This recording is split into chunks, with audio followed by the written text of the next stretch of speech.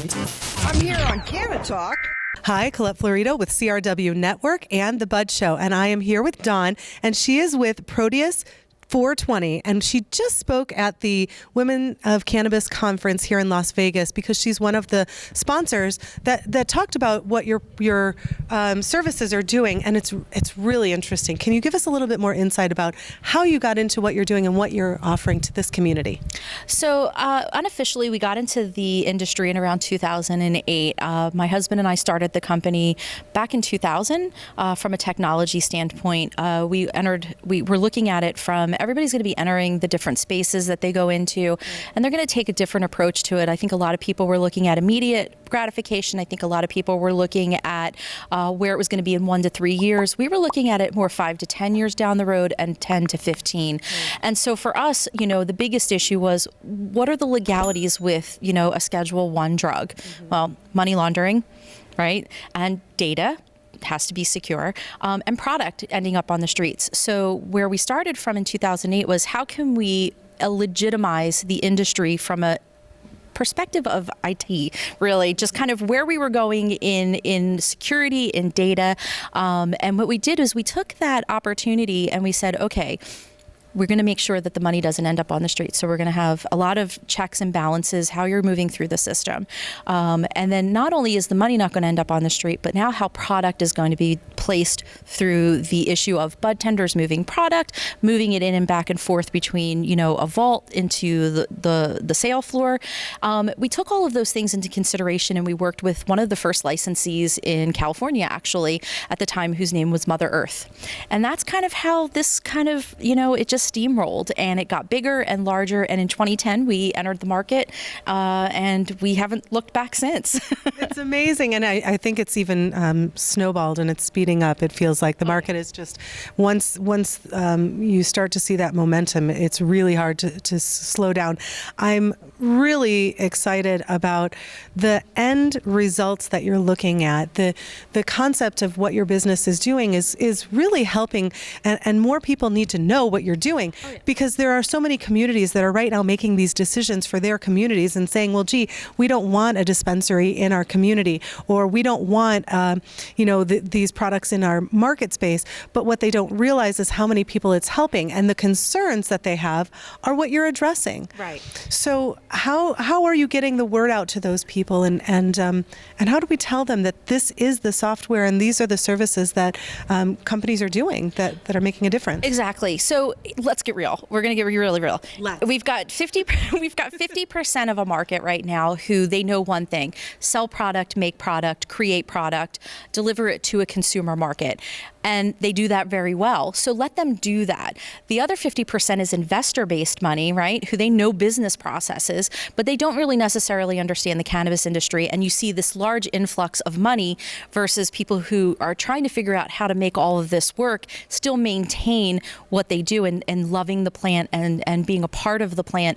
And so what we've done is we've given them, with Proteus, the process to be able to manage both, to adhere to the investor side of things, where they can show where money is going, where product is going, how product is selling, how it's not selling, how return customers are, the loyalty aspect of it, people who haven't been back in 30 days. All of that are things that are automatically built into our system. And so from there, there's a fear base. You've got these very small businesses who want to be large, and they want to service their communities as they should be able to. And by doing that, we have been able to give them a system that allows them to show, look, my product isn't ending up on the street. My money is accounted for down to the penny. Here's what I've got. Here's my investor money. Here's how I'm held accountable to you, the community. Here's how I'm paying my taxes. Here's how we're showing our consumers how their taxes are being brought in and being put back out. From a perspective of education, I think that's the thing that we highly lack in this industry. We've got a lot of educators who are educating, but maybe don't really know what they're educating about, but are being paid a lot of money to do that. And so we really need to just get down to the nitty gritty. And when I say get real, what we do is we partnership with every single one of our businesses in the states that they're in, and we build and an educational protocol for them. How do we educate the consumer? How do we educate the people who are against it? How do we bring it to seniors and communities that don't necessarily have access to this and the knowledge without feeling like we're pushing? Because that's the biggest thing is there's a very fine balance between education and pushing. And so, I think legislatively we get put into the market of we're pushing, but we're really not. We're just educating consumers so they can make the right decisions, because the choice is at the end of the day yours. Right. Well, and I think, I don't know if it was from you, but there was this conversation about that we're trying to take in all of this knowledge, but we're doing it like from a fire hose. And there's so much to take in that it can feel pushy. It can feel like you're overdoing it. But on the other hand, for every time that I felt like I must be repeating myself by now. I must be saying this. You must have all heard this. No, the reality is that community, that senior community, that, the disabled programs, they're not implementing it yet. No. They're not incorporating it into their practices. The doctors are still getting the baseline education. So, what can you do? What can a new business do? Of course, working with you makes the most sense. What are some of the things that you can tell them that, we made these mistakes, and we don't want you to do the same? Right. What did you see, especially because you're walking around and you're seeing a lot of these women that maybe this is their second or third time that you're seeing them now, second conference. So what can you say? I really am a firm believer that it doesn't matter if it's cannabis or any business, but you have to start from the grassroots level. You have to build a very solid foundation, and that foundation is going to support you through your growth. And that's kind of where, when we get involved with businesses, whether they're beginning or they're changing, or modifying or merging, it doesn't matter the stage, but we talk about it from a grassroots level. So when we talk about the shop from Oklahoma or Michigan, get involved with your chambers of commerce. Educate the business owners of that area. They know that it's not a drug front that you're running there, because for some reason there's still the stigma. We're still fighting this war on drugs. Right. How are we going to be able to end that stigma? Well, knowledge, calmly, with statistics, because I'm a statistics nut. Let's talk about how we can grow, how we can build in social equity and social change. Right. How can we impact the area with homelessness, better roads, better school projects, mental health. Don't even get me started on mental health and opioid addictions. I mean, we could talk about it for days. And there's there's so many things. And we hear seniors and veterans, and that is a very big basis of what our community in cannabis is built on.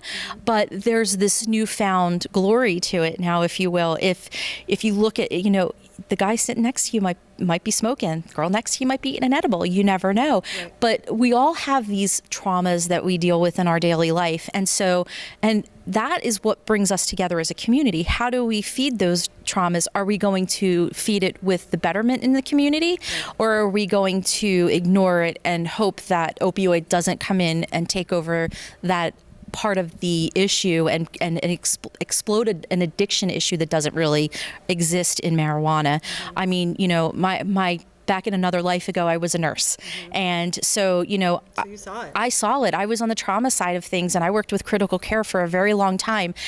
And I can tell you, in all of my years that I did that, I never once saw an overdose of marijuana. I never saw a fetal alcohol syndrome baby who had marijuana that didn't thrive, So, I mean, there's so many things that the stigmas, I think, is where we're at. And education is the biggest part of getting any of this to grow. But again, grassroots level, getting down on the ground floor, know your chamber, know your committee members, know your legislators, make them your friends, make them your allies, and more importantly, get your community behind you, because the more you empower them, the more they'll know, and the more they'll empower you together. So. Absolutely. So if you are thinking of starting this business, and maybe is your sweet spot working with new businesses, or do you like to work with businesses that are now in their in their next phase, where they're ready to grow? Yeah, we've worked with them all. It's wonderful. I love working with the startups because it's incubator, it's new, it's helping them through the SOP process, helping them through the marketing process, the do's and don'ts of cannabis marketing, because there's a lot of those. Being able to help them from a business standpoint, what are the best ways to build their business practices so they have the best employees and they have the best procedures so that they're handling their consumers in the best way. So that's one way, but then we've got companies that we work with which are 16, 17, 30 licenses, and they're just another treat in the park, because at the end of the day, it's a completely different version of what the business is, and you're doing this on a much larger and grander scale. So rolling it out to, instead of 5 employees, 500 is a lot more fun too sometimes. So yeah, I mean, it reminds you about how much you've been growing yourself, and your business has been growing, and just how far you've been able to impact this entire community. Dawn, thank you so much for what you're doing. Thank you for being a part of it. If they'd like to know more about what you're doing, where can they find you? They can go online, www.proteus420, that's PROTEUS420.com. There's an ability for you to do a demo. You can reach out to me via email, and I try to pride myself on being constantly available. So if they ever need to have questions or they need answers, they can always reach out to me directly via email, which is dmm@proteus420.com. Perfect. Well, thank you again, Dawn. We appreciate what you're doing here. Enjoy the rest of the conference here in Las Vegas at the I'm going to mess it up again. The Eclipse Theater. The Women of Cannabis right here in Las Vegas. And Dawn, good luck to you. Thank you so much. Take care. This is Colette Florido with CRW Network and The Bud Show.